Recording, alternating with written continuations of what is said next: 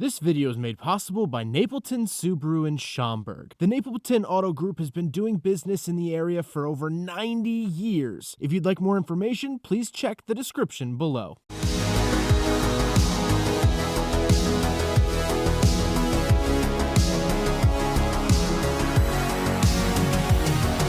Alright, what's up guys? My name is Zach and today I am driving a 2013 Lincoln MKS. Up front is a 3.7 liter V6 and down below is a 6-speed automatic transmission. Now I am super excited to be driving this here MKS for two reasons. First of all, I've never done an MKS before. I recently did an MKZ, which that video will be left at the end of this one. But also, this is one of the coolest colors I've seen come out of Lincoln, and I've always wanted to review something in this shade of green. But before we get on to anything else, I have a website, zackpraedel.com, where you can buy stickers and other merchandise when it becomes available. You could also submit your own vehicle to be reviewed by me through a quick and easy submission form, and you get a video of your car just like this one. And you could read my behind the scenes blog to see what I'm filming before it comes out on the channel. But let's get back to that 3.7 liter V6 making 300 horsepower. Well, this was not the only engine offered. There was a higher performance engine, the twin turbo out of the Taurus SHO, because this vehicle actually shares a chassis with a Ford Taurus. This is essentially a dressed up, nicer, comfier Ford Taurus. And so you're going to see a lot of similarities there. The 3.7 liter is fine. It's what a lot of the police interceptor explorers from this era actually used. If they weren't the EcoBoost engines, they would use just a regular 3.7 liter, or even the Interceptor Tauruses also use this engine, and they seem to be pretty reliable. They only make 300 horsepower, so it's not really pushing the limits of it, and I like seeing that in an engine. It's going to go the distance if it's not being pushed to its peak at every single interval, and I think 300 is fine for this vehicle's application. This is a base model, however, I think the features will surprise you. Like I said, paired to its 6-speed automatic transmission, it's fine, and I don't want to talk about it. Last but not least, this is front-wheel drive, although there was an all-wheel drive version offered, again, like the Taurus SHO, but this is just the front-wheel drive variant, which is totally fine by me. So how does it feel to actually drive the MKS? Well, it's a decently luxurious experience. The ride is a little, just smidge harder than what I would have wanted. However, I'm not complaining in the slightest. Visibility's pretty good out the front, and out the back, it's not terrible either. That's a big perk of sedans, is the quality visibility. However, one thing you do have to note is that this is a full-size luxury vehicle, and so it's a pretty big sedan. It feels pretty large while driving it. I feel like I'm just a very small cog in the operation when it comes to piloting this car. But this was, at the time, the replacement for the Lincoln Continental, and in 2017, the Lincoln Continental name came back and this car was discontinued. So this was the full-size Lincoln for about a decade when it was being produced. With that stuff out of the way, let's talk about the interior. Well, in front of me, I have a couple of gauges, a nice mix of physical and digital. Off to the left, I have a little digital screen. This is very highly customizable. Ford Motor Company has always been very, very good about giving you tons of information in screens like this, especially in the EcoBoost Mustangs, their Rangers, the Broncos. Pretty much any vehicle in their modern lineup has a screen system like this, and it works really, really well, and I like the information that they provide. In the center, this is the physical gauge, so I get my speedometer, and I get what gear I'm in, and then off to the right, I have yet another customizable screen, and I'll show more info here. Again, I really, really like it. Ford Motor Company's been very good at it, and so of course then that means Lincoln is as well. On the steering wheel, on the left, I have my selectors for the left side of the screen and the gauges that we just talked about, as well as I have my cruise control options, and off to the right, I have my controls for the right side of the gauges, as well as seek track, phone, and volume.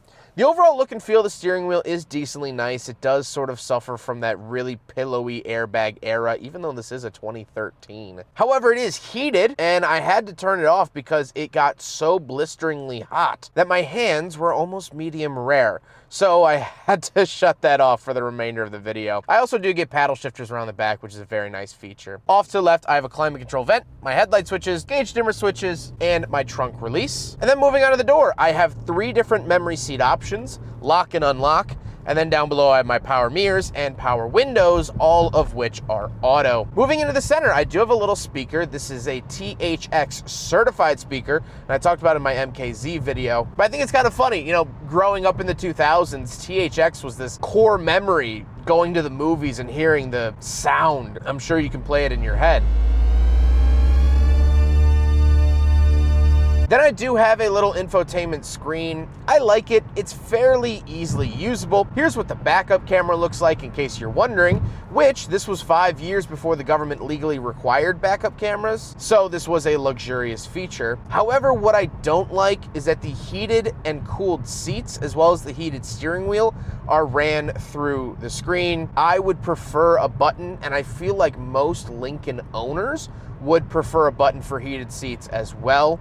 I don't know why they did this. I don't know how much easier of production it made it, but I'm just not a big fan. Then I have my climate controls and radio controls all mixed in together. This is a very, very terrible design because, again, there's no physical buttons. They're these sort of push buttons, but they don't have any like raise to them. Like, I'm trying to say, like, there's no actual button. You just kind of hit the plastic, and it's very hard to do without taking your eyes completely off the road, which is, in my feeling, dangerous. I don't know why companies hate volume knobs so much, and especially this one, you kind of slide it to go up and down, and you can see those lights to show you what you're doing. But as I got in the car after clearing the snow off it, my hands were wet and this didn't work, so the radio was just blasting and I had no way to turn it down with this slider. I had to use the button on the steering wheel. Again, champagne problems, sure, but I just feel like this design doesn't really work well, and more modern Lincolns have gone back to traditional buttons, so they've admitted their mistakes. The climate controls are the same way, fan speed works the same way as volume, but again, without taking my eyes off the road, I don't know if I'm adjusting the fan speed or volume. I'll just have to wait and see if my music gets louder or if the AC gets louder. Kind of dumb in my opinion. Then I do have a little openable cubby, and we come down to the shifter. Shifter is the same shifter you'll find in pretty much all Lincoln and Ford products of this era, and I don't mind it. But off to the right, I get a little cigarette lighter, ashtray type area, and then this is where the rear sunshade option is. So if we can cut to the in-car video, as you can see behind me, but not here. It's very, very quiet, but there is a sunshade that will go up and down behind me. Then we do have cup holders, so we will do a big friggin' bottle test here in the Lincoln MKS from 2013, and unfortunately, it's just a little too skinny to fit the big friggin' bottle. The MKZ passed, so I had high hopes, but alas, this does not. Then I do get a center console with 2 USBs, 12-volt outlet, and actually video inputs. Kind of interesting and something I definitely didn't expect to see. Then we gotta talk about the seats. The seats are heated, power, cooled, and memory, which is all I can really ask for from a modern day seat, and I like that a lot. I think overall, this is a comfy automobile, and that's what I would expect out of a Lincoln. However, speaking of seats, we do have back seats, so let's go do a back seat review. All right, so we're in the back of the 2013 Lincoln MKS. A couple of things to note. First of all, knee room good. Knees are not hitting the seat in front of me. Headroom's good. Head's not hitting the ceiling. And I'm 5'11", not a small guy. I also get to enjoy my own sunroof. So what my camera's attached to now is the front sunroof. Then I get my own sunroof. However, I don't seem to have any control over the shade. That's all up to the front seat occupants. I do get 2 climate control vents as well as a 12-volt outlet down below, which is really nice. And the center console folds out. I get 2 cup holders and a big storage area as well.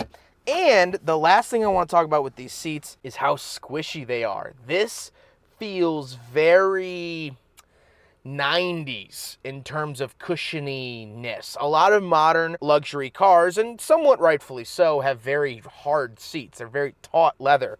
Well, this is very, very squishy, and you sort of sink right into it when you get in. And that's the luxury that I grew up with, so that's, of course, the luxury that I prefer.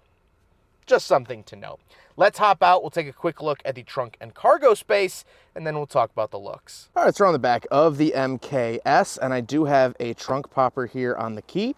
You just pop it a little bit, and then we just come and pull it up the rest of the way Tons and tons of space back here. Really, really impressive amount of space. And that's what I come to know and love from American sedans. So I expect nothing less, but it even goes deeper than that. And we can pull this up. We do get a spare tire and things like that. So plenty of space in the back of the MKS. Now we gotta talk about the looks, and this is what I really wanted to talk about. This car is finished in ginger ale metallic. I think that is a really, really cool name. Although I'm not a soda drinker myself, I think it really does encapsulate the color really, really well. The actual design of the MKS, I could take or leave. I don't think it's particularly striking. I don't think it carries the weight that old Lincoln full-size luxuries used to. However, I can't really complain too much. I think this is a banging color, and I'm just gonna ride that high for a little bit longer. But with all of that being said, let's get on to my final thoughts. What do I think finally driving an MKS,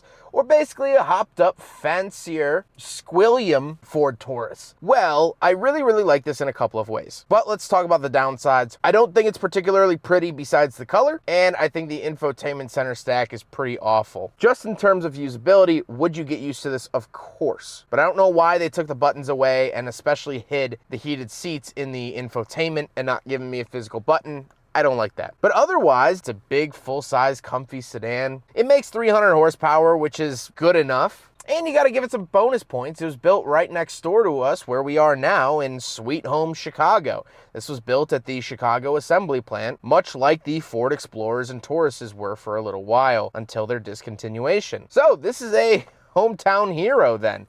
It was built right here in the Midwest, not even 30 minutes from my house, which is really, really neat. But can I say I'm over the moon about this car?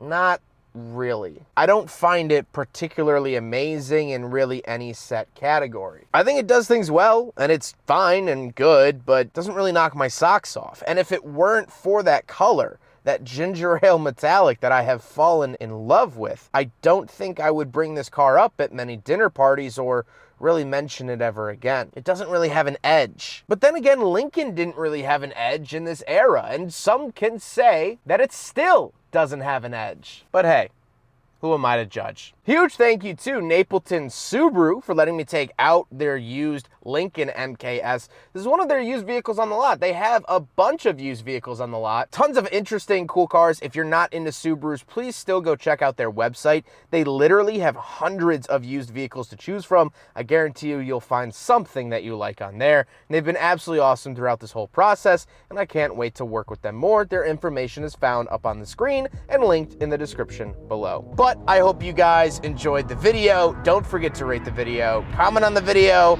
and subscribe if you really liked it. Take care, guys.